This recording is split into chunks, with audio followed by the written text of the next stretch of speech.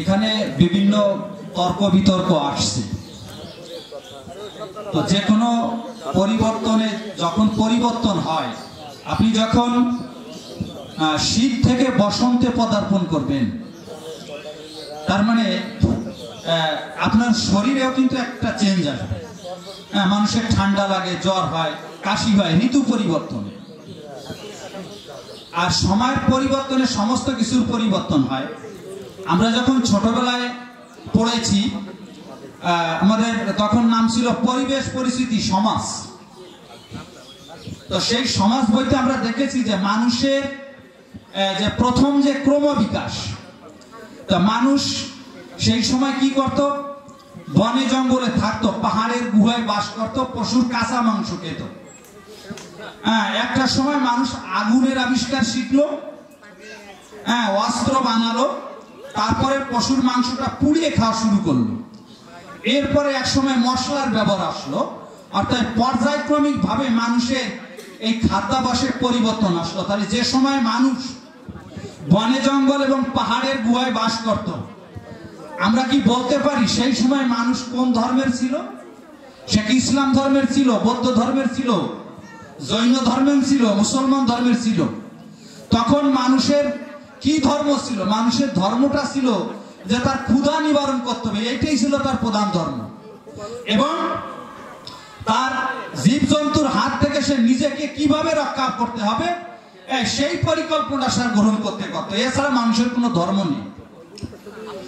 ধর্ম আমার মতে বিভিন্ন জনের বিভিন্ন মতবাদ থাকতে পারে।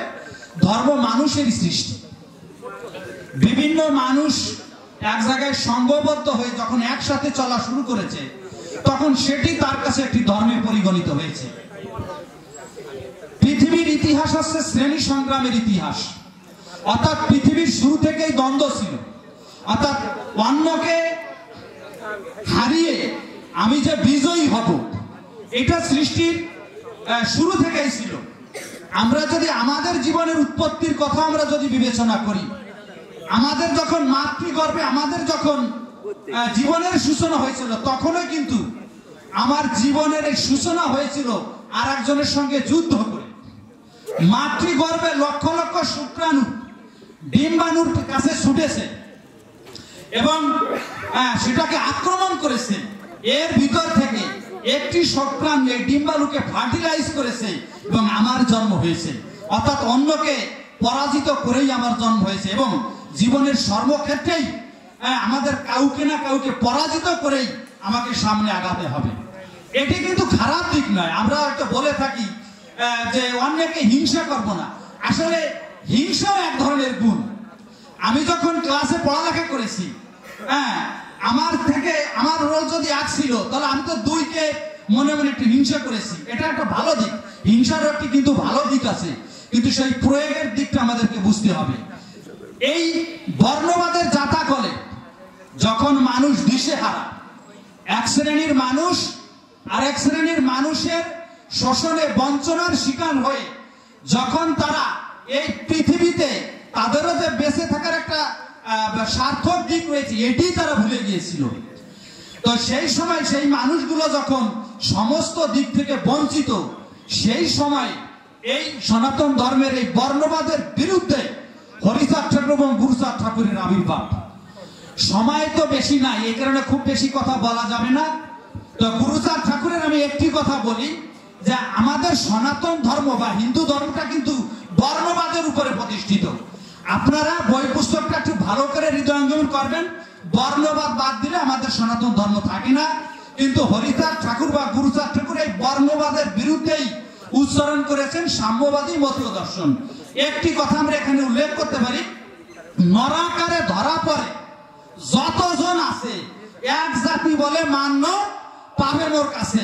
তাহলে আমরা যদি এই কথাটিকে বিশ্বাস করি, তাহলে এই সনাতন ধর্মের বর্ণবাদ থাকতেছে না। এবং আজকের পৃথিবীতে ধর্মকে কেন্দ্র করে যে সংঘাত, মুসলমান, হিন্দু, বৌদ্ধ, খ্রিস্টান সবাই কিন্তু এক ধারে সামিল হতে পারি। এই কারণে দেখেন এই বর্ণবাদকে মানে ছুঁড়ে ফেলে দিয়ে অনেক চক্রবর্তী, অনেক কুণ্ডু, অনেক সাহা এই মতুয়ায় সামিল হয়েছে। আমাদের অনেক পণ্ড ক্ষত্রিয় রয়েছে যারা হরিচাঁদ ঠাকুরের কি ভক্ত হয়েছেন। তো আজকে আমরা আসুন বদুয়া হই, গুরুচাঁদের আদর্শকে ধারণ করি। দেখেন গুরুচাঁদ চরিত্রে আছে যে যারে রক্ষা করে সেই তার ইষ্ট। বহু অবতার পুরুষ, বহু মানবের জন্ম হয়েছে এই সনাতন ধর্মে, কিন্তু পিছিয়ে পড়া জনগোষ্ঠী পিছিয়ে রয়ে গেছে, তাদের উন্নতি কল্পে কেউ এগিয়ে আসে নেই। অতএব আমি তো আমার কথাই বলবো, আমাকে যিনি উদ্ধার করেছেন, পিছিয়ে পড়া জনজাতিকে যে উদ্ধার করেছেন, তিনি হচ্ছে হরিচাঁদ ঠাকুর, এবং তার অসমাপ্ত কার্যকে তিনি সমাপ্ত করেছেন, তিনি হচ্ছে গুরুচাঁদ ঠাকুর। গুরুচাঁদ ঠাকুর এই জাতির সমস্ত অর্জনকে এনে দিয়েছেন। রাজনৈতিক, অর্থনৈতিক, সামাজিক, ধর্মীয় কোনো অধিকারই আমাদের ছিল না, সমস্ত অধিকার তিনি আমাদের দিয়েছেন। আমরা অনেক সময় অনেক কথা বলে থাকি যে হরিচাঁদ ঠাকুর কৃষ্ণ, হরিচাঁদ ঠাকুর রাম। আমি আপনাদের কাছে একটি প্রশ্ন করতে চাই, আপনি যদি উজানির খালে যদি পদ্মা নদীর জল চান, আপনি পদ্মা নদীর জল পাবেন না, মেঘনা নদীর জল পাবেন না। মেঘনা নদীর কাছে জল চাইলে পদ্মা নদীর জল পাবেন না, কিন্তু আপনি সাগরের কাছে যে নদীর জল চাবেন, সাগর বাংলাদেশের সকল নদীর জল আপনাকে কি করবে? দিতে পারবে। তাহলে হরিচাঁদ ঠাকুর হচ্ছে সেই মহাসমুদ্র, বৌদ্ধ দর্শন আছে সেই মহাসমুদ্র, যে সমুদ্রে পৃথিবীর সকল দর্শন কি হয়ে গেছে? ডুবে গিয়েছে। তাই এই গুরুচাঁদ ঠাকুরের এই 179তম আবির্ভাব তিথিতে আমি সকলের কাছে প্রার্থনা জানাই, আসুন আমরা মদুয়া হই। আমরা যদি মদুয়া হই তাহলে আর কোনো ভেদ থাকবে না। এই কারণে দেখেন যে মালঞ্চ সাহা এবং 3 কোটি মেয়ার বিয়ে দিয়েছিলেন গুরুচাঁদ ঠাকুর। এখানে অন্য ধর্মের সীমারেখাকে কি করা হয়েছে? সেট করা হয়েছে। যে মীর সাহেব এখানে খ্রিস্টান ধর্ম প্রচার করতে এসেছিলেন, তিনি শেষ পর্যন্ত এখান থেকে মদু হয়ে চলে গিয়েছেন। অতএব যখন আপনি মদু হয়ে যাবেন, তখন জগৎ সংসারে আর কোনো বর্ণবাদ, কোনো হিংসা বিদ্বেষ আপনাকে গ্রাস করতে পারবে না। তাই আমরা সকলে মদুয়া হব। গুরুচাঁদ ঠাকুরের মদুয়া দর্শন, হরিচাঁদ ঠাকুরের মদুয়া দর্শন আমরা মেনে চলবো। মদুয়া দর্শনের আলোকে যে অনুষ্ঠানগুলো আছে, আমরা সেই অনুষ্ঠানগুলোকে পালন করার চেষ্টা করব। একটি ঘর, একটি নতুন ঘর, আপনার একটি পুরান ঘর আছে, সেই পুরান ঘরকে থেকে যখন একটি নতুন ঘর তৈরি করবেন, এক সময় সেই পুরান ঘরটা ব্যবহার অনুপযোগী হয়ে যাবে, আপনার নতুন ঘরটাই আপনার প্রধান ঘর হয়ে যাবে।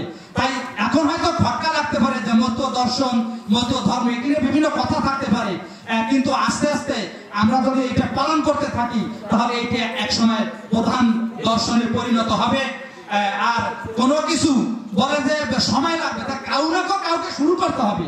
মনে করেন একটা গ্রামে 100 জন মানুষ আছে, তো 10 জন শুরু করছে, আমরা তাদের বিরোধিতা না করি, তারা শুরু করছে, আমরা তাদের সাথে এই মুহূর্তে না পারি, আমরা তাদের বিরোধিতা না করি। একটা সময় 10 জন থেকে 20 জন, 20 জন থেকে 90 জন, একটা সময় 100 জন উন্নীত হবে। কিন্তু কাউকে শুরু না করলে তো হবে না।